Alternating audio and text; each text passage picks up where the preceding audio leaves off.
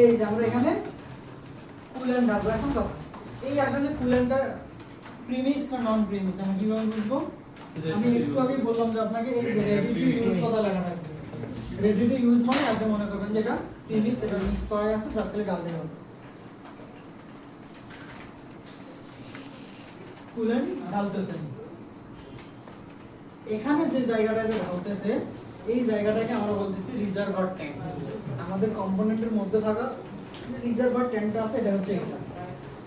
এই reservoir tank থেকে এই কুলেন্টটা চলে যায় রেডিয়েটরের মধ্যে। এটা কিন্তু পাইপলাইন। আচ্ছা, রেডিয়েটরের মধ্যে এখন চলে গেছে। এখন কথা আমি যদি বলি এই জায়গাটা কোনটা, এটা একটা সুড়ঙ্গ না, সেই সুড়ঙ্গের মধ্যে নিচে ছোট ছোট লাইন আছে না, এই জায়গাটা মূলত হচ্ছে এই জায়গাটা। এবং এই জায়গার মধ্যে যে ছোট ছোট এগুলো পাইপ দেখা যাচ্ছে ওগুলোই মূলত এইটা। তার মানে প্রথমে ওরা এই পাইপের মধ্যে জমা হয়, এটাকে আমরা বলি আপার ট্যাঙ্ক। এই ট্যাঙ্কের মধ্যে জমা হইলে ধীরে ধীরে প্রতিটা পাইপ দিয়ে একটু একটু করে কুলেন্ট নিচের দিকে নামতে থাকে। আচ্ছা, এই যে একটা পাইপ দিয়ে নামতেছে, এটা খুবই চিকন একটা পাইপ। এই দেখেন তাহলে কি হইলো, প্রথমে আমরা রিজার্ভার ট্যাঙ্কে দিলাম, ওখান থেকে একটা পাইপ দিয়ে চলে আসলো রেডিয়েটরে, রেডিয়েটর থেকে ধীরে ধীরে ওই পাইপের মধ্যে দিয়ে উপর থেকে নিচে আসতেছে। তার মানে আপার ট্যাঙ্ক থেকে লোয়ার ট্যাঙ্কে আসতেছে। তাহলে আমি যদি বলি রেডিয়েটরে পানি ঢোকে কোথায়, উপরে না নিচে? উপরে। আর পানি বের হয় নিচ দিক দিয়ে।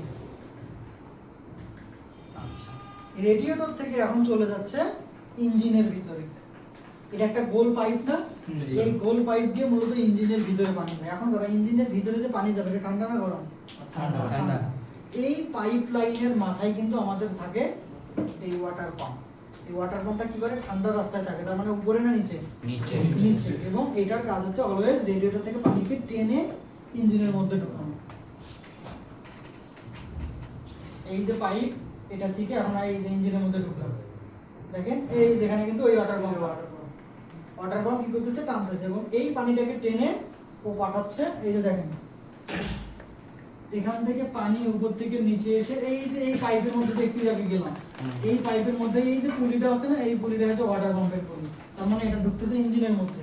ইঞ্জিনের মধ্যে কাজটা শেষ করে ওই যে ওই পাশে একটা পাইপ দেখা যাচ্ছে, ওই পাইপ দিয়ে আবার রেডিয়েটরে ঢোকে।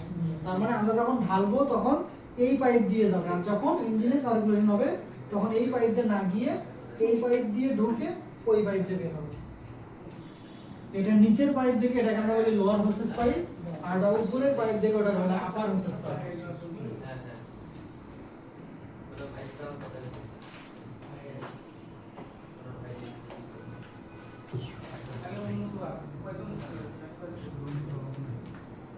এই যে এটা কোথা থেকে বের হচ্ছে, আপার হোসেস পাইপ দিয়ে ইঞ্জিন থেকে বের হচ্ছে। তার মানে মোটামুটি যদি একটা হিসাব দেখি আমরা,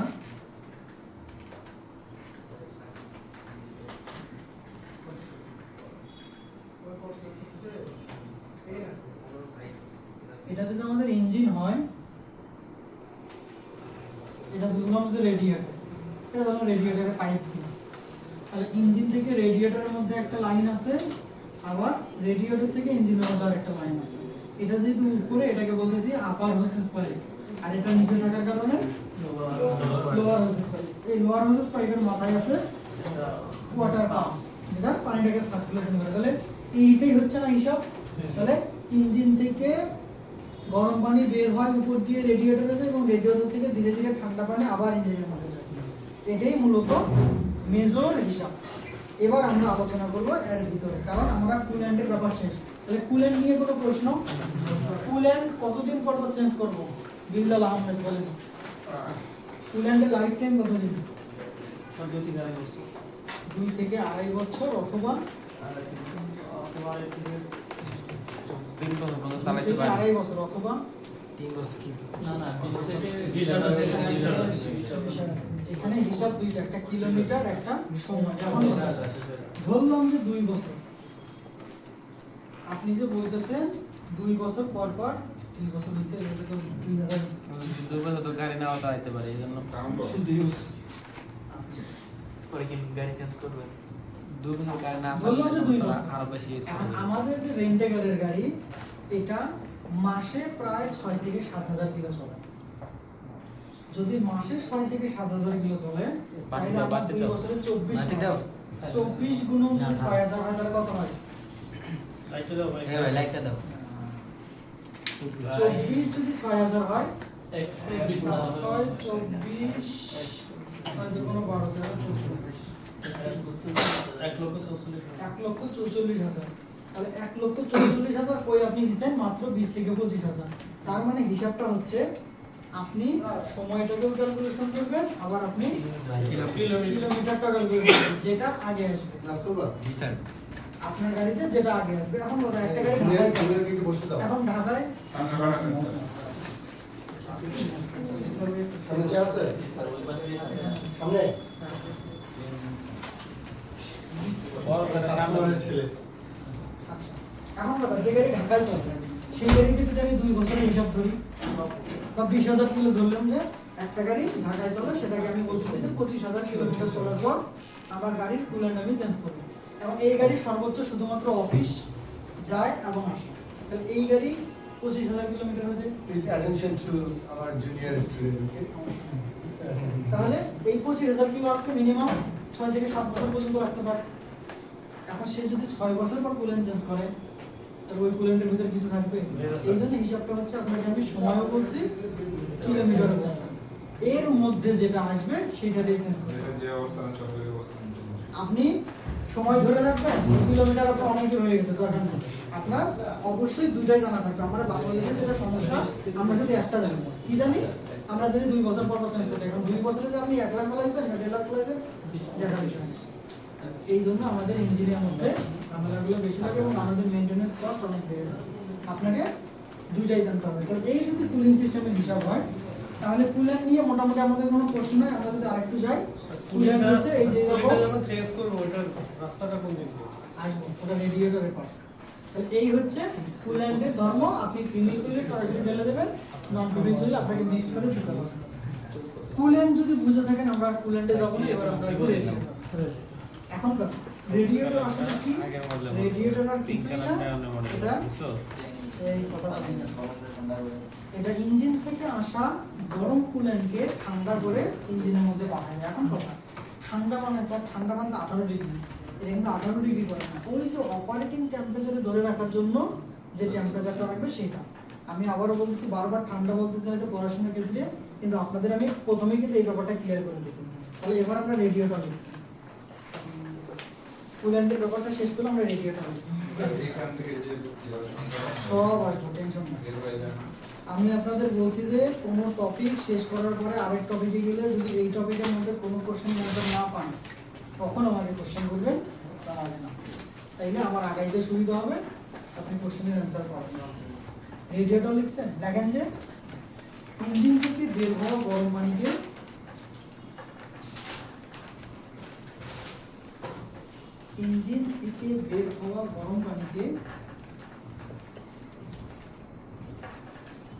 ঠান্ডা করে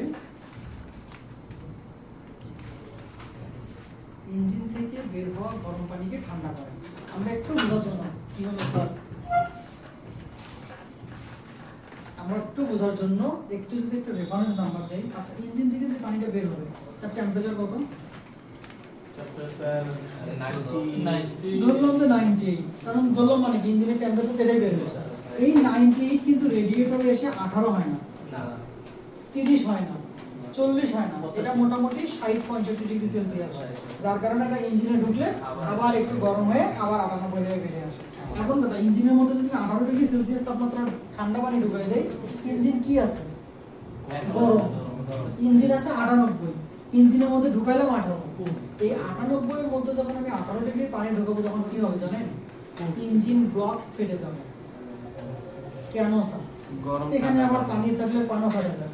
হিসাবটা দেখেন, কাচের গ্লাসে গরম পানি রাখলে কাচের গ্লাস কেন ফেটে যায়? তাপমাত্রা এখানে হিসাবটা হচ্ছে কাচের গ্লাসের দুইটা লেয়ার, একটা ভিতরের পার্ট একটা বাইরের পার্ট।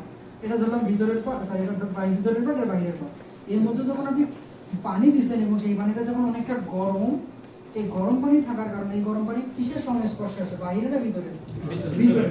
তখন ভিতরের পার্টটা পানির তাপের কারণে একটু বলতে চায়, মানে একটু বড় হতে চায়, প্রসারিত হয়।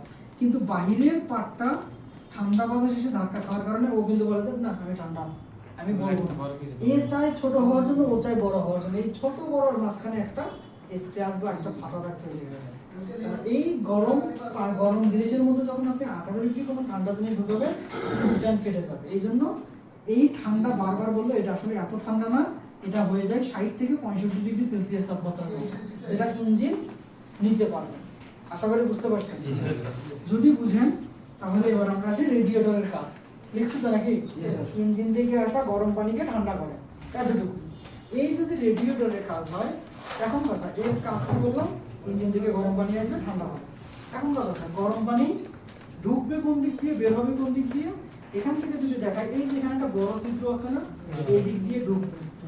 নিচে একটা ছোট ছিদ্র আছে না, এই দিক দিয়ে বের হবে। তার মানে উপরে আছে গরম পানি, ভিতরে আছে ঠান্ডা পানি। দেখেন এখানে কিন্তু পানি ব্যবহার করা হয়েছিল, যার কারণে এই যে দেখেন এই মাপটা কিন্তু নষ্ট হয়ে গেছে বা খেয়ে গেছে। আর এটা ঠান্ডা থাকার কারণে এটা এখন পর্যন্ত ঠিক আছে।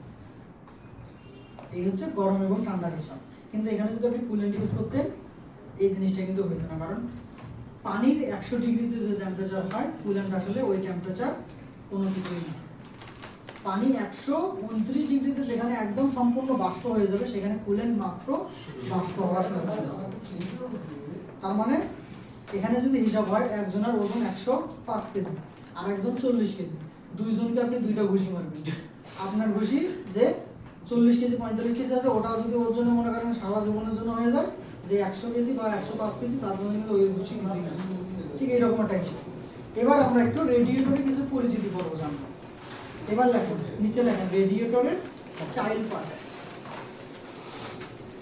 রেডিয়েটরের চাইল্ড পার্ট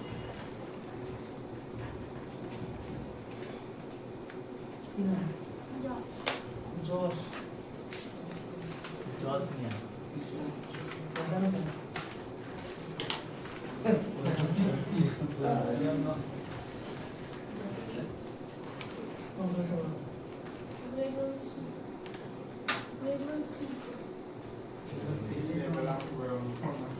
ইংলিশ মিডিয়াম, আমরা গরিব মানুষ কিছু বুঝলাম না। বাংলায় 1 2 করে অভ্যাস হয়েছে আপনাদের। বড়দের 3টা সেকশন থাকে, গ্রিন রেড ব্লু, সেখানে আবার এ বি সি আছে। এটা অনেক হিসাব করে এদিকে আসে। লেখেন 1 number upper tank, upper tank. 2 lower tank, 3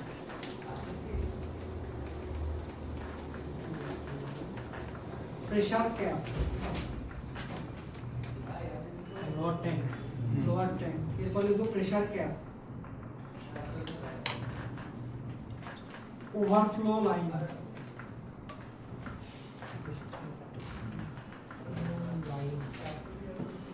drain nut, DRAIN drain nut, public drain plug, drain nut অথবা ড্রেন প্লাগ। এরপর লেখেন ট্রান্সমিশন অয়েল কুলার,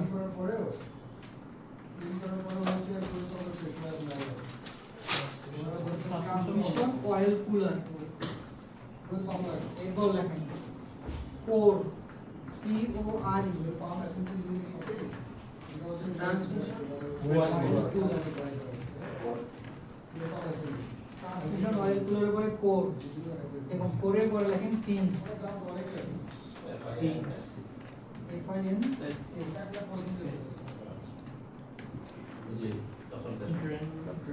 বুঝছেন? যদি বোঝেন, আমরা তো খালি লিখলাম, এখনো তো চিনি না, চিনতে হবে না, আগে চিনি তারপর হিসাব করি। তাহলে এই সম্পূর্ণ একটা রেডিয়েটর, কিন্তু এটা রেডিয়েটর হলেও এর মধ্যে আবার ছোট ছোট অনেকগুলো চাইল্ড পার্ট আছে। আমরা প্রথমে আসি, প্রথমে আমরা বললাম আপার ট্যাঙ্ক। আপার ট্যাঙ্ক কোনটা? যেখানে ইঞ্জিন থেকে গরম পানি আসে, এটাকে বলা রেডিয়েটরের আপার ট্যাঙ্ক। তার মানে এখান থেকে যদি গরম পানি ঢুকতেছে, এটা আপার ট্যাঙ্ক। এটা যদি আপার ট্যাঙ্ক হয়, তাহলে এইটা lower tank. Upper tank lower tank clear, দুইটা যদি ক্লিয়ার হয়, এরপর আমরা কি লিখছিলাম?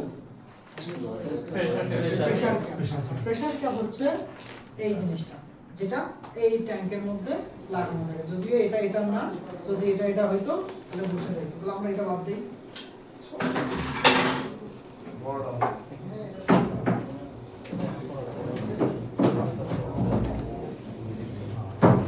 এইটা দিয়ে শেষ। তাহলে এই জিনিসটা আপার ট্যাঙ্ক, তাহলে আপার ট্যাঙ্ক বলতে চিনবেন, এবং এটা হচ্ছে লোয়ার ট্যাঙ্ক। আপারটা লোয়ার ট্যাঙ্ক চেনার পরে এই যে আপার ট্যাঙ্ক আছে এখানে মূলত এই জিনিসটা লাগানো থাকে, এটাকে বলা হয় প্রেসার ক্যাপ। প্রেসার ক্যাপের কাজ কি, কেন ব্যবহার করা হয়, না থাকলে কি হলো পরে যখন এটা নিয়ে আলোচনা করব। তাহলে এই সেই প্রেসার ক্যাপ। প্রেসার ক্যাপ থাকার পরে আমরা পরে লিখছিলাম ওভারফ্লো লাইন। আচ্ছা, ওভারফ্লো লাইন যেটা আছে এখান থেকে এখানে ভালো বুঝতে হবে। প্রেসার ক্যাপের গোড়া থেকে একটা পাইপ বের হয়েছে না স্যার, এটাকে ফুটানো বন্ধ, ফুটালো একটা পাইপ না, এই পাইপটাকে আমরা বলতেছি ওভারফ্লো লাইন। কিছুক্ষণ পর এটা নিয়ে আমরা ডিটেইলস আলোচনা করব, নামটা চিনে রাখা। ওভারফ্লো লাইন, প্রেসার ক্যাপ, আপার ট্যাঙ্ক, লোয়ার ট্যাঙ্ক, এই কটার মধ্যে কোনো কনফিউশন? এর পরেরটাতে আসি আমরা। Drain nut. ড্রেন নাট বা ড্রেন প্লাগ আসলে কোনটা? কিছুক্ষণ আগে যে আমরা বারবার বললাম যে এটা 2-2.5 বছর পর পর চেঞ্জ করতে হয়, 20,000 কিলোর পর চেঞ্জ করতে হয়, যেটা উনি আগে কোশ্চেন করলো যে আমরা যে চেঞ্জ করব আসলে কোন দিক দিয়ে বের করব। এমনটা যে আপার ট্যাঙ্কের লাইনটা খুললাম, এখান থেকে মুখ দিয়ে টান দিলাম, পানিটা ধীরে ধীরে বের হচ্ছে না, এটা আমরা গাড়ি থেকে বের করে দেওয়ার জন্য রেডিয়েটরের লোয়ার ট্যাঙ্কে একটা ড্রেন নাট আছে। এই নাটটা খুলে দিলে আপনার ইঞ্জিন এবং রেডিয়েটরে যত কুলেন্ট বা যত পানি আছে সব পানি বের হয়ে মাটিতে পড়ে যাবে। এই সেই এখন কথা স্যার, এটা খুলে দিলে কি ইঞ্জিন ব্লকের পানিও আসবে? এর লোকেশন ইঞ্জিনের সবার নিচে, যার কারণে এটা খুলে দিলে আপার বলেন, লোয়ার বলেন, ইঞ্জিন বলেন, আর যেখানেই আছে না কেন সব পানি এখান থেকে বের হবে। এটা আমরা কখন কখন খুলবো? দুইটা সময় খুলবো। এক, যখন ইঞ্জিন ওভারহলিং করার প্রয়োজন হয়, কারণ ইঞ্জিন ওভারহলিং করলে ইঞ্জিন খুলতে হবে, হেড ব্লক, এখন একটা করে খুলবো একটু করে পানি পড়বে, তাহলে জায়গাটা নোংরা হবে না, এজন্য আমরা কি করি সর্বপ্রথম পুরো পানিকে ফেলাই দিই। এক, আর 2 নম্বর যে যখন এটা মেইনটেনেন্সের সময় চলে আসে, তাহলে ড্রেন নাট কখন কখন ইউজ করা হয়? ওভারহলিং করার সময়, আর একটা হচ্ছে মেইনটেনেন্স। এই সেই ড্রেন নাট। এরপরে আমরা লিখছিলাম ট্রান্সমিশন অয়েল কুলার। এটা একটু মনোযোগ দিতে হবে। আমাদের গাড়িতে গিয়ার অয়েল ব্যবহার করা হয় না, এটাকে আমরা ট্রান্সমিশন অয়েল বলি। এই গিয়ার অয়েল যখন গিয়ার বক্সের মধ্যে থাকে তখন এটা গরম হয়ে যায়, এই গিয়ার অয়েলটাকে ঠান্ডা করার প্রয়োজন হয়। যেমন ইঞ্জিনের কুলেন্টটাকে ঠান্ডা করার জন্য আপনি রেডিয়েটর রাখছেন, গিয়ার অয়েলটাকে ঠান্ডা করার জন্য, গিয়ার অয়েল নয় কিন্তু গিয়ার ফ্লুইড অর্থাৎ ট্রান্সমিশন ফ্লুইড। এই ট্রান্সমিশন ফ্লুইড কি? ফ্লুইড আর অয়েল আমরা পড়ছিলাম না, ফ্লুইডের কাজ কি? প্রেসার করবে, তার মানে ওর কাজ আছে, ও সবসময় চাপের মধ্যে থাকবে, চাপের মধ্যে থাকলে কি টেম্পারেচার বাড়বে, এই টেম্পারেচার বেড়ে গেলে টেম্পারেচারকে কমানোর প্রয়োজন হয়। এই জন্য কি করা হয়, এটাতে ঠান্ডা পানি না গরম পানি? এটাতে ঠান্ডা পানি। এই ঠান্ডা পানির লাইনটা ইউজ করা হয়। হিসাব দেখেন, কিছু কিছু গিয়ার বক্স আছে যার থেকে গরম তেল বা গরম ফ্লুইড টানা হয়। ধরলাম যে এটা গিয়ার অয়েল বা গিয়ার বক্স, এই গিয়ার বক্স থেকে একটা চিকন পাইপ বের করে এনে ঢোকানো হয় এই জায়গায়, এইভাবে এইভাবে এই জায়গায়। এখানে যখন ঢুকায় তখন এই তেলটা বা ফ্লুইডটা এখান থেকে এই জায়গার মধ্যে দিয়ে, এর মধ্যে একটা পাইপ আছে, এখান থেকে এই পাইপ দিয়ে এখান থেকে এসে এই দিক দিয়ে বের হয়। তাহলে এখানে কি ঢুকলো? গরম তেল। আর এখান থেকে যখন বের হবে এটা ঠান্ডা। কেন স্যার? কারণ এটা সম্পূর্ণটা ঠান্ডা পানির চেম্বার। এই ঠান্ডা পানির সংস্পর্শে গরম তেল আসলে ওটা অটোমেটিকভাবে ঠান্ডা হয়ে আবার গিয়ার বক্সের মধ্যে ঢোকানো হয়। এই একটা লাইন। তাহলে এটাকে আমরা বলতেছি ট্রান্সমিশন অয়েল কুলার। তার মানে কিছু কিছু গিয়ার ফ্লুইডকে বা ট্রান্সমিশন ফ্লুইডকে টেনে রেডিয়েটরে ঢোকানো হয় এবং রেডিয়েটর থেকে ঠান্ডা করে আবার গিয়ার বক্সের মধ্যে ঢোকানো হয়। এই আর কিছু কিছু গিয়ার বক্সের তেলকে আনা হয় না, বরং রেডিয়েটরের লোয়ার ট্যাঙ্কের পানিকে নিয়ে যাওয়া হয়। ওটা যেমন ওয়াটার বুঝলেন? বুঝলেন কিছু? তার মানে কখনো কখনো এর মধ্যে ফ্লুইডকে আনতে হয়, আর কখনো কখনো এই কুলেন্টকে ট্রান্সমিশনের মধ্যে আমরা এটা একটু দেখবো সরাসরি। এখানে তো স্যার রেডিয়েটরের দুইটা লাইন আছে, যেখানে আমাদের গরম মানে ফ্লুইড আসলো, ঠান্ডা হয়ে বের হয়ে গেল। কিন্তু যদি কোনো কারণে এখান থেকে তেল আমরা টেনে নিয়ে যাই, তাহলে এটা কোথায় থাকবে? এটা থাকবে আমাদের গিয়ার বক্স পিছনে আছে। আমরা একটু পিছনে দেখব, এখানে টিম করে দেখাইতে হবে, অনেকগুলো লোক তো আপনারা এগুলো বুঝবেন না। একটা করে লাইন করে আমরা শেষে দেখব। প্রথমে যারা পিছনে আছে আমি ওনাদেরই দেখাই, সবাই যার যার মতো বসে থাকেন, সমস্যা নেই, আমি দেখাই।